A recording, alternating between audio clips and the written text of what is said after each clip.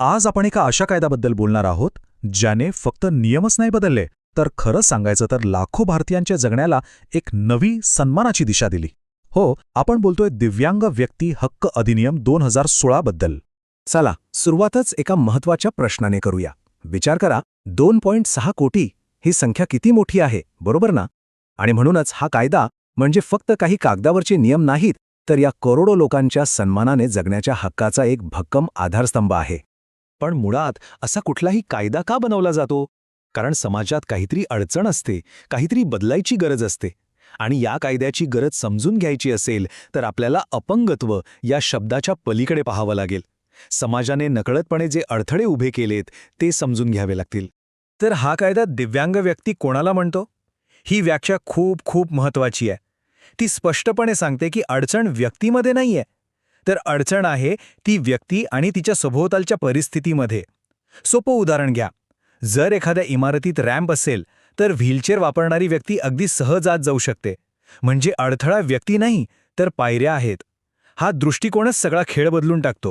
आणि हा कायदा किती व्यापक आहे हे या एका आकड्यावरून अगदी स्पष्ट होतं. बघा, आधीच्या कायद्यात फक्त 7 प्रकारच्या अपंगत्वांना कायदेशीर मान्यता होती, पण या कायद्याने ही संख्या थेट 21 वर नेली. याचा सरळ अर्थ असा की आता कितीतरी जास्त लोकांना कायदेशीर संरक्षण आणि त्यांचे हक्क मिळाले आहेत.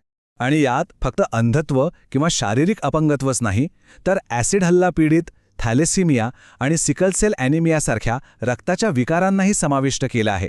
यावरूनच या कायद्याचा सर्वसमावेशक दृष्टिकोन आपल्या लक्षात येतो. पण ऐका, कायदा बनवणं हे फक्त पहिलं पाऊल आहे. खरा बदल तर तेव्हा घडतो जेव्हा आपल्या मनातले, आपल्या समाजातले अडथळे दूर होतात. कारण खरं सांगायचं तर समाजातले खरे अडथळे विटा सिमेंटचे नसतात, ते गैरसमजांचे असतात. यातला सगळ्यात मोठा गैरसमज म्हणजे असहाय्यता. आपल्याला अनेकदा असं वाटतं की दिव्यांग व्यक्ती काहीच करू शकत नाहीत, पण वास्तव पूर्णपणे वेगळं आहे. जर त्यांना योग्य संधी आणि योग्य साधने मिळाली तर तेही इतरांसारखंच यशस्वी आणि स्वावलंबी आयुष्य जगू शकतात. हा कायदा त्यांच्या याच क्षमतेला ओळखतो. दुसरा एक मोठा गैरसमज म्हणजे त्यांना ओझं समजणं. हा दृष्टिकोन त्यांच्यातल्या कौशल्याकडे आणि त्यांच्या योगदानाच्या शक्यतेकडे पूर्णपणे दुर्लक्ष करतो.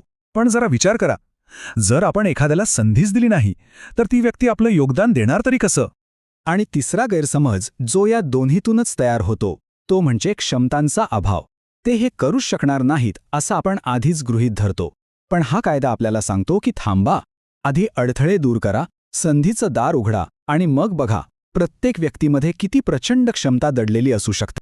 तर मग ह्या सगळ्या मानसिक आणि सामाजिक अडथळ्यांवर मात करण्यासाठी जो कायदा बनवला गेला तो नेमका काय आहे, त्यात काय आहे हे आता आपण जरा सविस्तरपणे समजून घेऊया. ही जी तुम्ही प्रत बघताय ती त्या ऐतिहासिक क्षणाची एक झलक आहे, जेव्हा हा कायदा भारताच्या राजपत्रात म्हणजेच गॅझेट ऑफ इंडियामध्ये प्रकाशित झाला आणि अधिकृतपणे आपल्या देशाचा कायदा बनला. एका नव्या, अधिक समावेशक युगाची ही सुरुवात होती. अर्थात एवढा महत्त्वाचा कायदा काही एका रात्रीत बनत नाही, त्याचा स्वतःचा एक प्रवास असतो. या कायद्याची मुळं आपल्याला 2007 साली संयुक्त राष्ट्रांनी केलेल्या करारामध्ये सापडतात, ज्याला भारताने मान्यता दिली होती. म्हणजेच भारताने दिव्यांग हक्कांना जागतिक मानवाधिकार मानकांशी जोडलं. आता इथे दिसणारे हे जे मुद्दे आहेत ना, ते या कायद्याचा आत्मा आहेत असं म्हणायला हरकत नाही. हा फक्त नियमांचा संग्रह नाहीये, तर एका चांगल्या समतावादी समाजाचा पाया आहे. सन्मान, समानता, सहभाग आणि भेदभावाला नकार या 4 मुख्य तत्वांवर हा कायदा उभा आहे. चला आता हे बघूया की कागदावरचे हे मोठे मोठे शब्द, हे हक्क प्रत्यक्षात दिव्यांग व्यक्तींच्या आयुष्यात काय बदल घडवतात. त्यांना नेमके कोणते ठोस अधिकार या कायद्यामुळे मिळतात. शिक्षण हा कोणत्याही प्रगतीचा पाया असतो, म्हणूनच हा कायदा एक खूप मोठी आणि महत्त्वाची तरतूद करतो. सर्व सरकारी आणि अनुदानित उच्च शिक्षण संस्थांमध्ये 5% जागा या बेंचमार्क दिव्यांग असलेल्या विद्यार्थ्यांसाठी राखीव असतील. आता बेंचमार्क दिव्यांग म्हणजे काय? तर कायद्याने मान्यता दिलेल्या अपंगत्वांपैकी ज्या व्यक्तीला 40% किंवा त्याहून अधिक अपंगत्व आहे ती व्यक्ती. शिक्षणानंतर पुढचा महत्त्वाचा टप्पा येतो तो म्हणजे रोजगार. आर्थिक स्वातंत्र्य आणि समाजात सन्मानाने जगण्यासाठी नोकरी खूप आवश्यक असते, आणि म्हणूनच हा कायदा सरकारी नोकऱ्यांमध्ये 4% आरक्षणाची हमी देतो. ही स्लाइड बघा, ही कायद्याच्या 2 सर्वात महत्त्वाच्या बाजू एकत्र आणते. एकीकडे नोकरी मिळवण्याचा आणि तिथे कोणताही भेदभाव न होण्याचा हक्क, आणि दुसरीकडे त्या नोकरीच्या ठिकाणी किंवा शहरात सहजपणे पोचण्याचा हक्क. विचार करा, जर ऑफिसच्या इमारतीत रॅम्पच नसेल तर नोकरी मिळवून तरी काय उपयोग? म्हणूनच रोजगार आणि सुलभता किंवा ॲक्सेसिबिलिटी हे एकाच नाण्याचे दोन बाजू आहेत. ठीक आहे, कायदा तर बनला, हक्कही मिळाले, पण एक समाज म्हणून या कायद्याचं स्वप्न प्रत्यक्षात आणण्यासाठी आपली भूमिका काय असायला हवी, आता आपण यावर लक्ष केंद्रित करूया. इथे गोष्ट आपण सगळ्यांनी लक्षात घ्यायला हवी. कायदा आपल्याला फक्त एक नकाशा देऊ शकतो, एक दिशा देऊ शकतो. पण त्या नकाशाचा वापर करून, त्या दिशेने प्रवास करून एक सर्वसमावेशक समाज घडवण्याची जबाबदारी आपल्या सगळ्यांची आहे. आणि हे काम अजिबात अशक्य नाही. आपण सगळे मिळून हे नक्कीच करू शकतो. जसे इथे दाखवलंय, गैरसमज दूर करून जागरूकता पसरवणं, आपल्या आसपासच्या जागा, बस स्टॉप्स, वेबसाईट या सगळ्या गोष्टी सुलभ बनवण्यासाठी आवाज उठवणं, आणि सर्वात महत्त्वाचं म्हणजे एक चांगला सहकारी, एक चांगला मित्र बनून भेदभावाविरुद्ध ठामपणे उभं राहणं. तर जाता जाता हा एक प्रश्न आपल्या सगळ्यांसाठी.